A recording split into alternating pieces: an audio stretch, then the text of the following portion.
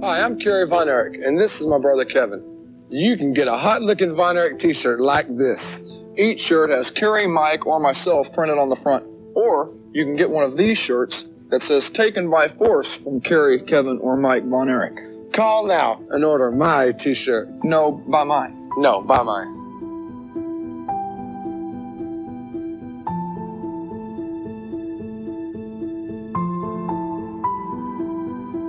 As the long-awaited release of the Iron Claw occurs, a new generation is going to learn of the Von Erich family's story, tragedy, and fate.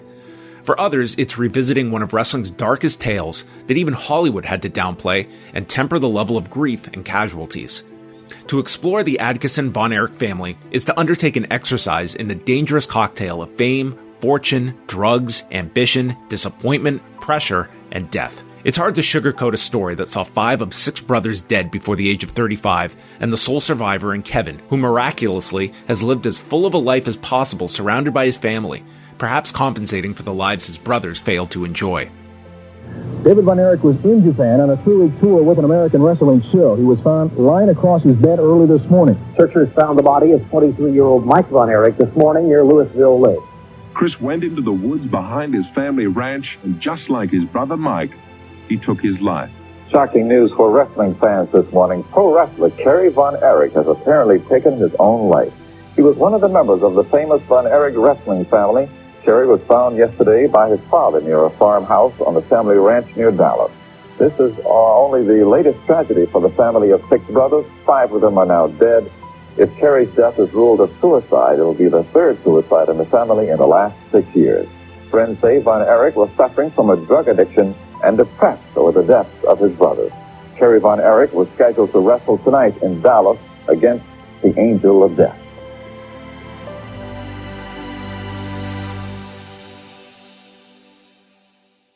Jack Adkisson, aka Fritz Von Erich, was the central nervous system of the family, a Jock Ewing-like patriarch that set the tone of ruthless ambition and an unwavering desire to meet one's goals instilled in his children while wrapped up in a cloth of religion for the adoring public to fawn over the all-American family. After attempts to play football at the highest level, Adkisson was relegated to the Edmonton Eskimos, a team that has since abandoned that name due to societal advancements of the Canadian Football League. While his CFL career was a footnote, his proximity to promoter Stu Hart was the legacy of that foray to Canada and his entryway into the industry that gave life to the character Fritz Von Erich, but quite the opposite for the man behind the persona. The first in a macabre series of tragedies occurred in 1959, when Jack and his wife Doris were stationed in Niagara Falls and working in the Buffalo territory where Fritz had an ownership stake. It was here that their firstborn, Jackie Jr., died in a freak occurrence where the child was playing outside and was electrocuted before falling into a puddle and pronounced dead at the age of 6. What degree of impact and psychological damage Jackie Jr.'s death had on Jack and Doris is unanswerable, but such emotional scars don't disappear with time. They remain, and they cut deep. In the era, mental health was not a dinner table discussion, and often, when trying to explain the unexplainable, the only answer for this generation was relying on their religion, and that God had a plan that they could not comprehend. Kevin was just shy of his 2nd birthday when his older brother died, leaving him with barely a memory of his brother. Something as difficult to grapple with as the juxtaposition of holding a lifetime's worth with his younger brothers. David was born in 1958, less than a year old when Jackie Jr. died. Nearly a year after that, Kerry entered the world in February of 1960, followed by Mike in 1964, and finally Chris in 1969.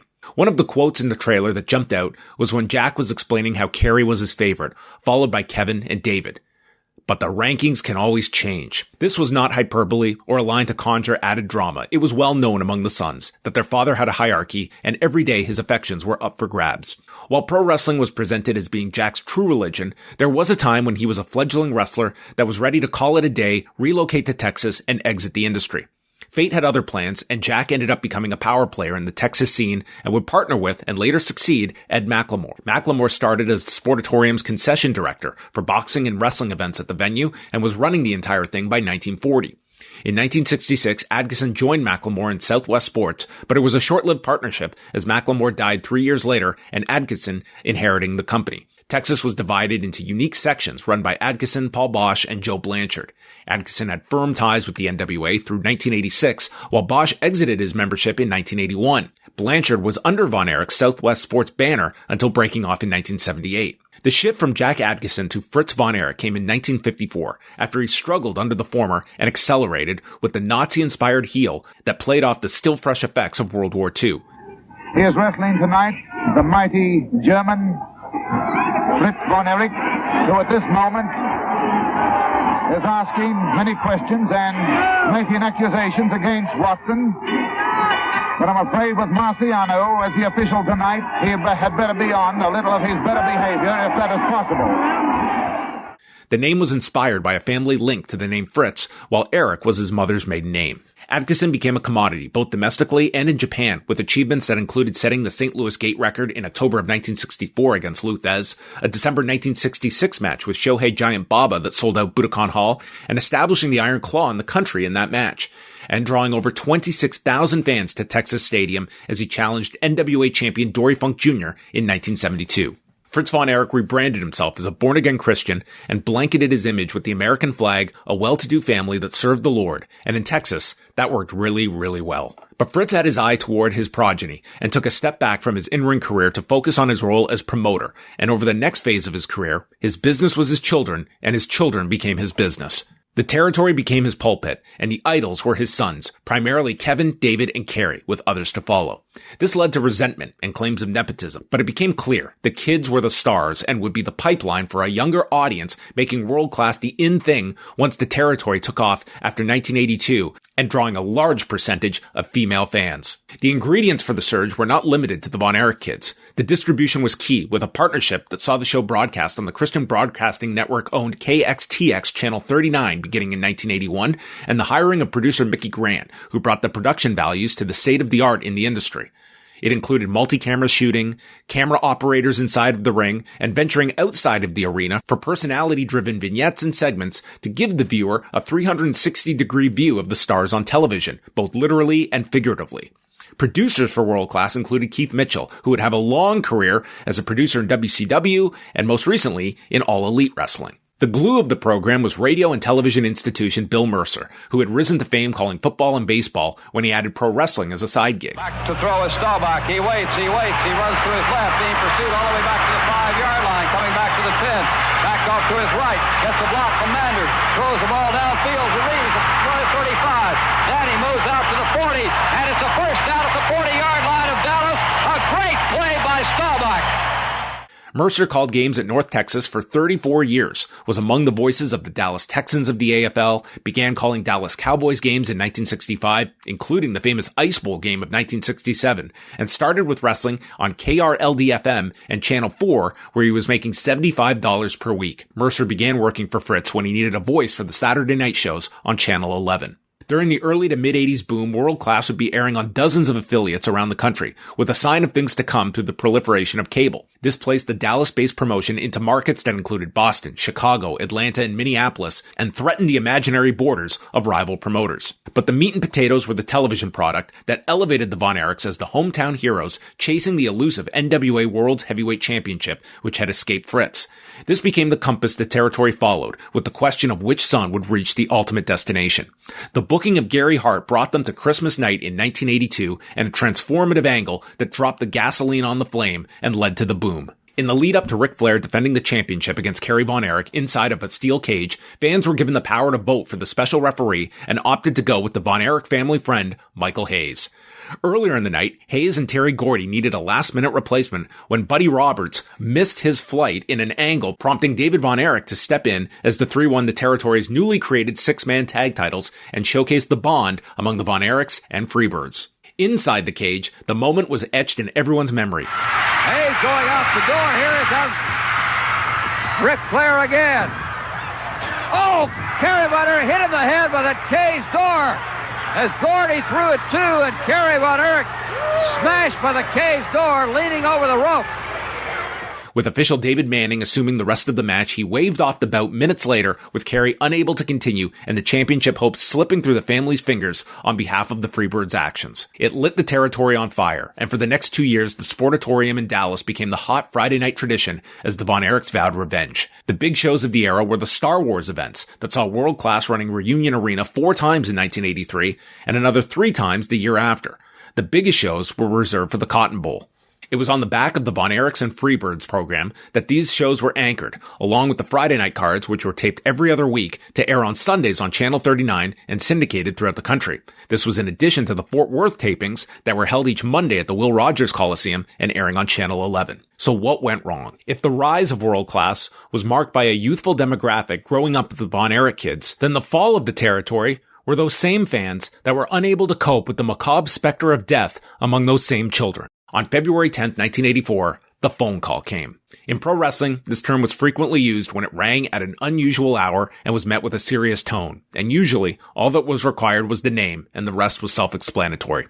In this instance, it was David. David Von Erich was in Japan on a 3-week tour with an American wrestling show. He was found lying across his bed early this morning. Cause of death, an apparent heart attack. However, an autopsy will be performed before the body is flown back to Dallas sometime tomorrow. David Von Erich, dead at the age of 25. Over the days and weeks, numerous reasons and theories were posited, with the family maintaining that David died due to enteritis, an inflammation of the small intestine. Those who found Von Erich's body included Frank Bruiser Brody Goodish, who relayed information that he flushed drugs down the toilet. In the 2006 documentary by Brian Harrison on World Class, longtime family friend and official David Manning confirmed that Von Erich was on prescribed pain medication. The Von Erichs always stated enteritis was listed on the death certificate. However, when journalist Irv Mushnick was writing a 1988 feature on the family, Fritz reneged on his initial promise to show the certificate to Mushnick. They told about 5 different stories. They said a ruptured intestine from a hard kick in the ring. They said, it was an infection. And in fact, as my reporting for the Penthouse article established, it was a Placidil overdose. Placidil is a sedative. It actually is the same sedative that Mike, with tragic irony, would OD on intentionally a few years later.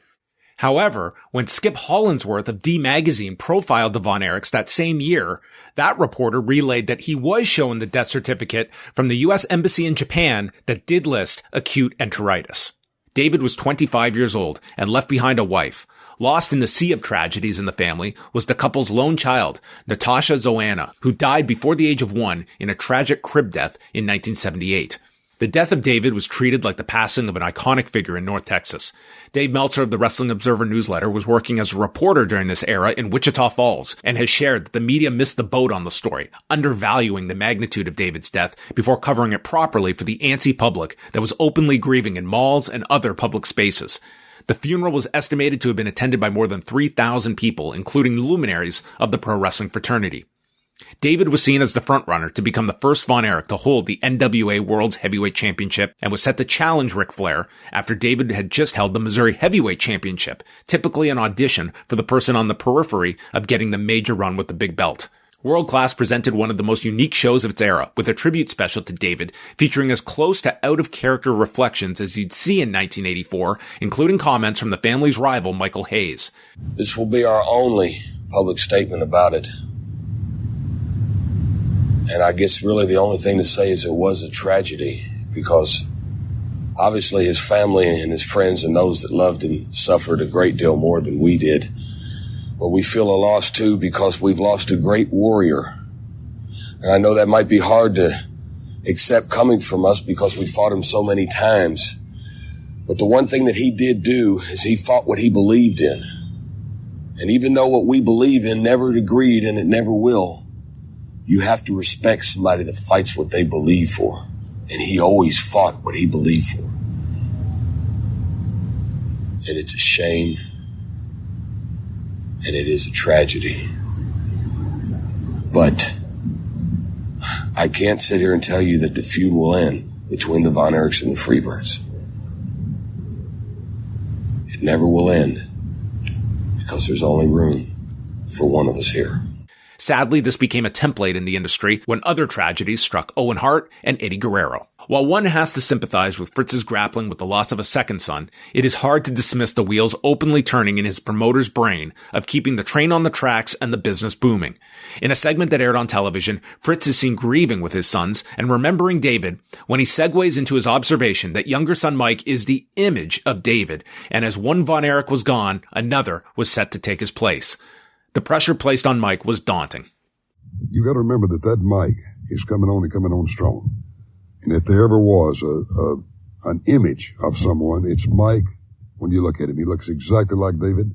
These childhood pictures, Bill, we look back into this day at the same age. I can't tell David from Mike. Yeah. And the odd thing is, it's the disposition and the talent, the wrestling and athletic talent that's there.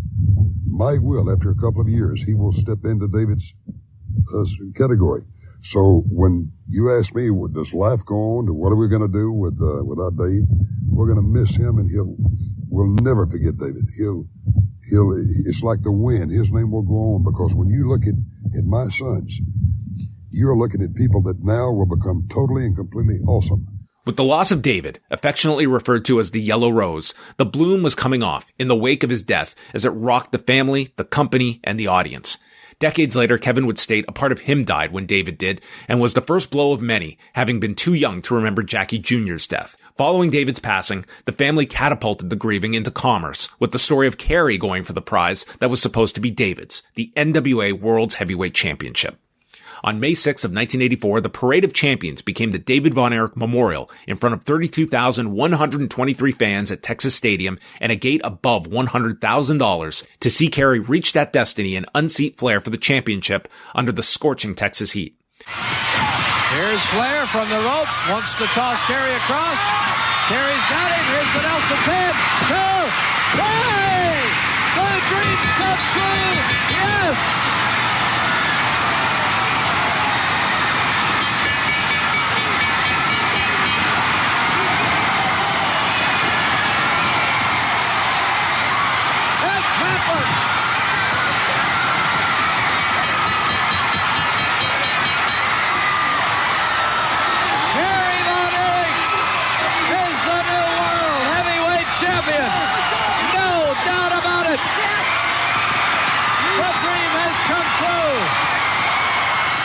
It was emblematic of the Von Erich story, the NWA championship in their hands under the shadow of death. The movie altered timelines to fit its constraints and presented Kerry's highest of highs and lowest of lows in a singular night, winning the championship and going out for a late-night motorcycle ride that ended in the destruction of his foot and body. In fact, Kerry's crash didn't occur until June of 1986, more than 2 years after the NWA title victory. A title reign that lasted a mere 18 days, and Flair beginning his third run as champion on May 24th in Japan. The company was still running well in 1984, but the fractures were setting in after David's death. They ran the Cotton Bowl in October and drew approximately 12,000 to the stadium off the backs of the Von Erichs feud with the turncoat Chris Adams and his partner Gino Hernandez.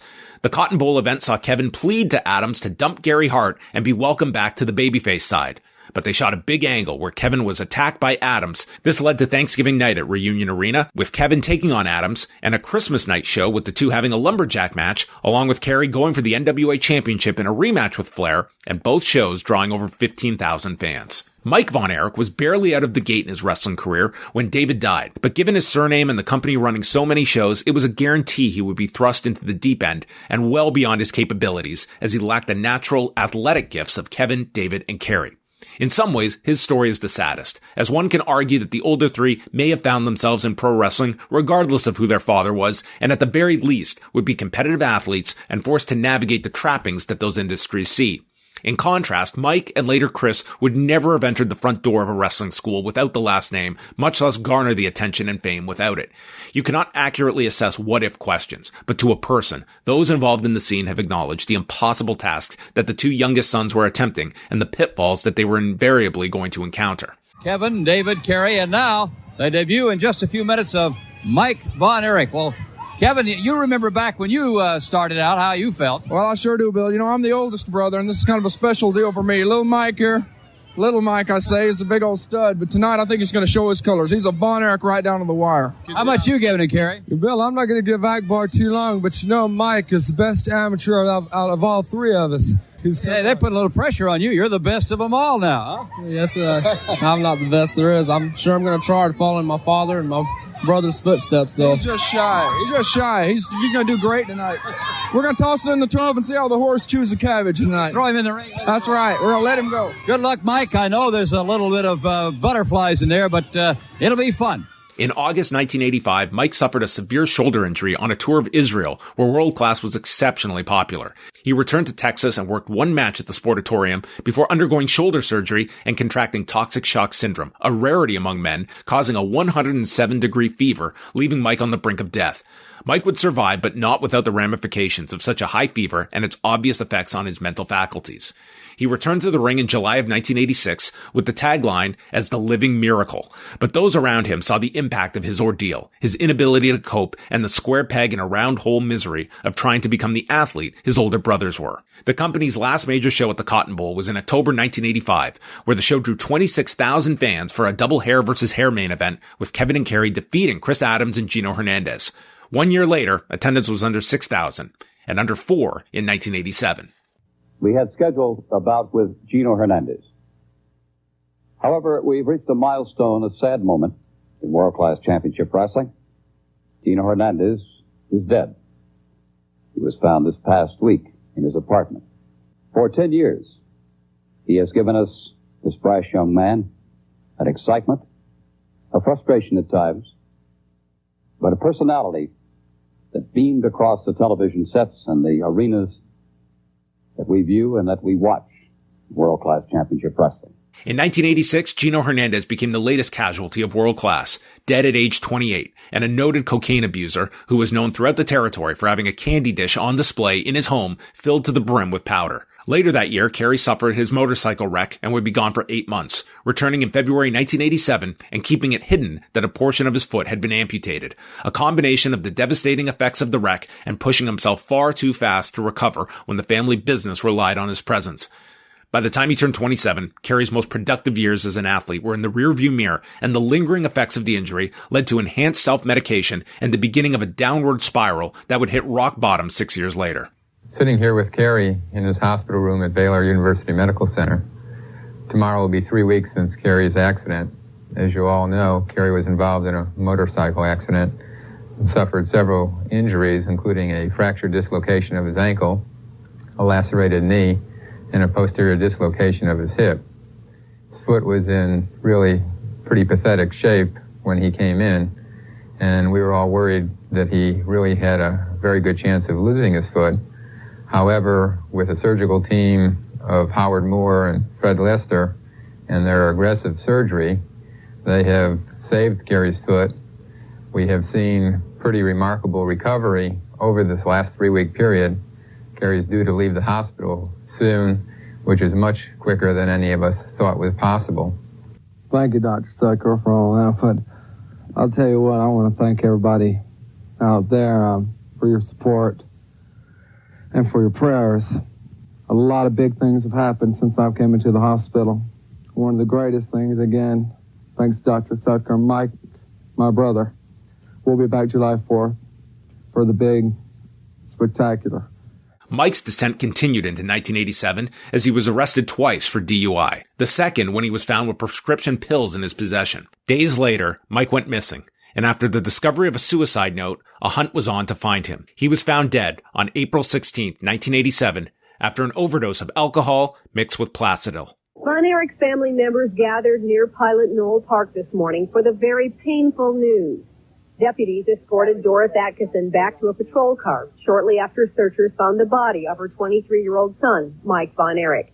A police officer and his dog discovered the wrestler's fully clothed body in a heavily wooded area near Louisville Lake. The family had reported the wrestler missing on Monday, 2 days after his arrest on drunk driving and drug charges. Von Erich was last seen Saturday night. Inside the car, investigators saw a handwritten note. It said, "Mom and Dad, I am in a better place. I'll be watching." The note was unsigned. His final message to those he left behind was that he was going to see his brother David and described himself as a fuck-up. By now, the audience was starting to feel beyond uneasy and losing trust in this company. In 1985, the wool was pulled over their eyes with the introduction of cousin Lance Von Erich, journeyman wrestler Ricky Vaughn, who was presented to the world-class audience as the son of Fritz's former partner Waldo Von Erich, real name Walter Paul Sieber. It was Fritz's call, and he overruled the family to introduce a new Von Erich to meet the demand of the public. It is certainly a tremendous day, and I think it's a good chance here and time to welcome in Lance Von Erich, Waldo's son, and the cousin to Mike, and your nephew. It's great to be in the Lone Star State. I'm going to be here for today and tomorrow, and I'm going to have some wrestling I've got to take care of in Europe, and I'll be back in the next few weeks to help out the family. Until Waldo, especially, and myself thought Lance is ready to assume the Von Erich name, we told nobody who he was. Partner, he's now the new Northwest Heavyweight Champion. He's ready. When Von ventured to a rival group run by former world-class booker Ken Mantell, the family disowned him on its programming and revealed he was not a real cousin, and the audience felt duped after having been lied to. His last name is Vaughn, and I think his first name is William Vaughn. And he is from Dallas, right here in Dallas, Texas. Because of several past recent events, our association with Mr. Vaughn has been officially terminated. He will probably attempt to use the image that the Von Erich name has created for him, but he can no longer legally use the copyrighted, registered name of the Von Erich family. It's been registered for over 30 years, the name Von Erich. And I don't plan to mention this boy's name again. The audience saw the condition of Mike after his bout with toxic shock syndrome. Unlike David's death, which was a gut punch no one saw coming, Mike's was a slow descent of a man fighting for his health and well-being and marred by arrests, erratic behavior, and ultimately succumbing to unbearable pressure and ending his life. The public was starting to question why so many young men were dying at this alarming rate. Just 3 weeks after Mike's death, the company staged its Parade of Champions event at Texas Stadium, now in honor of both David and Mike. It was a card that Mike had been scheduled to wrestle on, and it just felt off to the public, with a mere 5,900 fans attending to see Kevin Von Erich defend the world-class championship against Nord the Barbarian, a scaffold match, and the final match on the docket being a 6-woman mud pit match. The line was forever crossed on Christmas night of 1987, when the company merely drew 2,600 people to Reunion Arena, and those in attendance saw arguably the most exploitive angle in the territory's history. Going to show you right now on this live update exactly what happened at Reunion Arena last night that has left Fritz Von Erich critically hospitalized as we speak. I have spoken with the Von Erich boys, Kevin and Kerry both. They have assured me that they are not going to miss any wrestling appearances and that they will certainly help us through this and bring us any information that they have. But in so promising, they admit to me tonight that this one's still too close to call. This is scary. The people that did this to my father. Wait just a minute, Kerry. There's plenty of time for this later. Just right now. You're right. Let's just get Dad well. Our father will be okay. Folks, don't worry. We'll be all right. Following an attack by the Freebirds, Fritz dropped down to the mat, and although it was never identified on air as a heart attack, it left the audience with the cliffhanger of whether they were bearing witness to yet another Von Erich tragedy. It was repulsive in tone, execution, and its handling, allowing even the strongest supporters of the family to shake their heads in disbelief. It was playing with a level of emotional gravity that fans did not buy tickets to endure or support. Then there was Chris. I got something to say. After what happened to me the other night with Matt Bourne, I was humiliated. I didn't want to leave my parents' ranch. I felt like I let y'all down. Let me finish. But then I remembered something my father and my brothers always taught me. When you fall off a horse, you get right back on. Now I'm here to see my brother Kerry give Matt Bourne what he deserves. And I know he will. But with Percy Pringle in that ring, he never will. Born September 30th, 1969, he was his most impressionable during the heyday of his older brothers who doubled as heroes with a desire to follow in their footsteps. Sadly, he would, in the darkest of ways. He was asthmatic, with family members believing the prednisone medication affected his physical growth as he was incredibly undersized for the demands of the job in this era at 5'5" and 165 to 175 pounds. Chris debuted on June 22nd, 1990, 1 month before Kerry joined the World Wrestling Federation and in the dying days of the USWA World Class Alliance. He feuded with Percy Pringle III, William Moody, who would later become Paul Bearer, and worked with a young Steve Austin, who was one of the few bright spots in the territory. With Jerry Jarrett being brought in to straighten out the business, he was lukewarm on the Von Erichs, believing their best days were in the past and did not see the upside in pushing Chris. Chris was frail and susceptible to injuries, which cut his in-ring career short. There was no question regarding Chris's desire to make it, but his body didn't provide him the tools to match that desire and failed him repeatedly. This frustration and a frightening track record of his brothers ending their lives gave Chris the only conclusion he could make sense of, succumbing to a self-inflicted gunshot wound on September 12, 1991, with the body discovered by his mother Doris and brother Kevin. He was 21. Now, Fritz Von Erich has but 2 sons left in his dynasty. Some call it the curse of the Iron Claw. But the Von Erichs don't look at life that way. You survive because you're human beings and because life goes on. The business continued to fall, with Booker Ken Mantell leaving to start another Texas operation in 1987, and follow-up bookers including Bruiser Brody, David Manning, and Erich Embry. Mantell's Wild West Wrestling would be brought into the fold of World Class, and Fritz would cash out his interest in World Class, allowing for Kevin and Kerry to hold minority stakes, with Jerry Jarrett entering as a controlling member of the new World Class, which would migrate into the USWA and cross-promoting between Texas and Tennessee. The partnership ceased in 1990 as World Class limped to its demise. On July 16, 1990, Kerry Von Erich made his debut as the Texas Tornado in the WWF, with the Von Erich name slowly phased out. The writing was on the wall when Kerry finally left Texas. Within 6 weeks, he was Intercontinental Champion, defeating Curt Hennig at SummerSlam, holding the title for 3 months before Hennig regained it.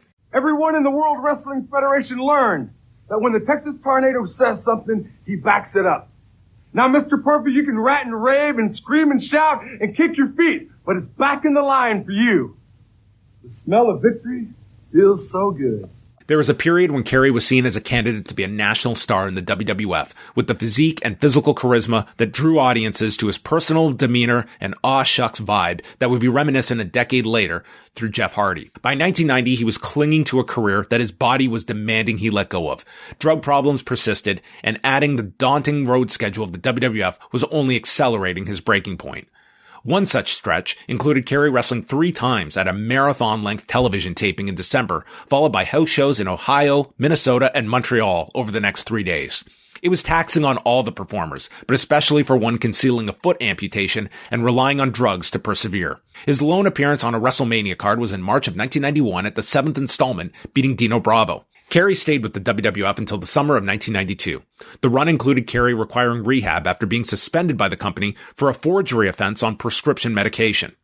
In February of 1993, an arrest warrant was issued for Kerry after a January arrest for possessing 1.3 grams of a substance believed to be cocaine. Already on probation, Kerry suspected there was no escaping jail for this last offense.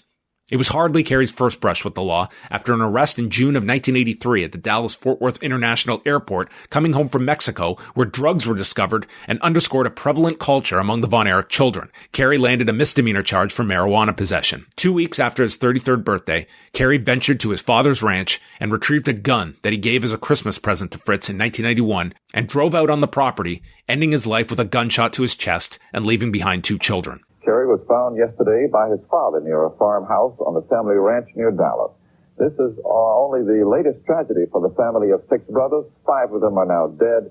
If Kerry's death is ruled a suicide, it will be the 3rd suicide in the family in the last 6 years. As Kevin would repeat over the years, he used to be the oldest brother, and now he wasn't even a brother. Wrestling made and destroyed the Von Erichs, with the remnants felt long after so many of Jack and Doris's children took their final breaths. The tragedies forced Doris to place blame on Jack, with the couple ending their 42-year marriage in 1992.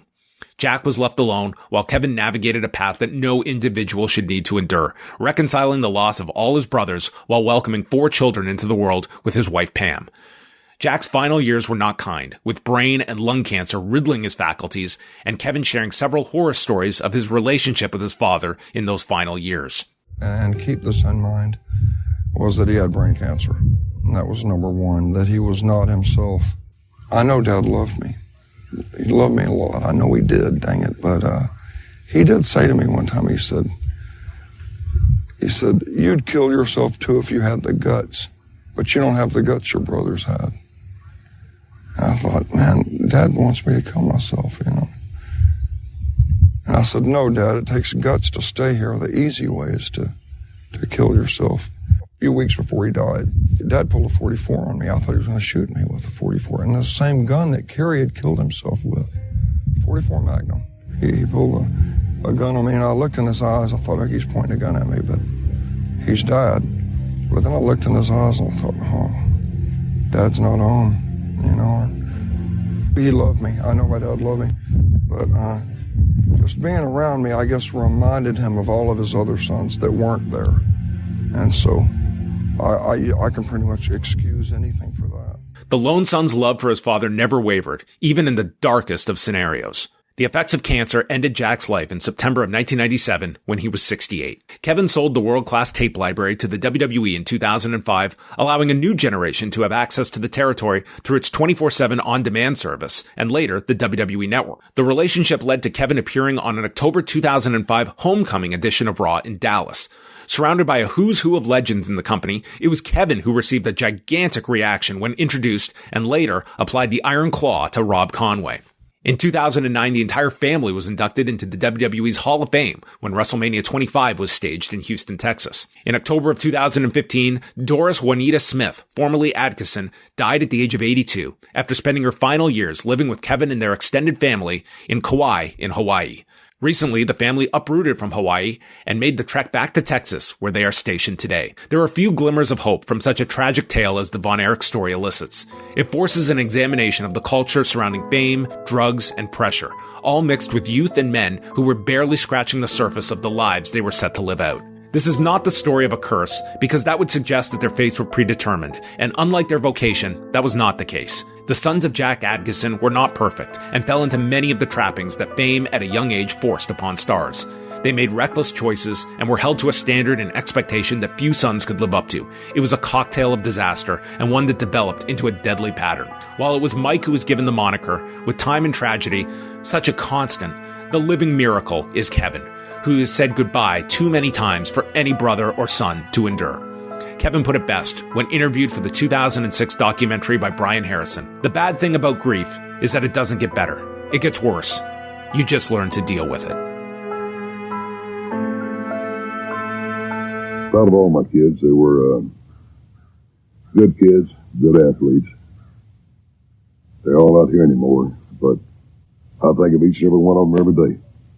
And if there's God up there, I thank Him for giving me those fine boys. And if I had to do anything over again, starting all over, the one thing I'd like to do is raise those kids again. Most fun I ever had in my life. But wrestling was very, very good to me.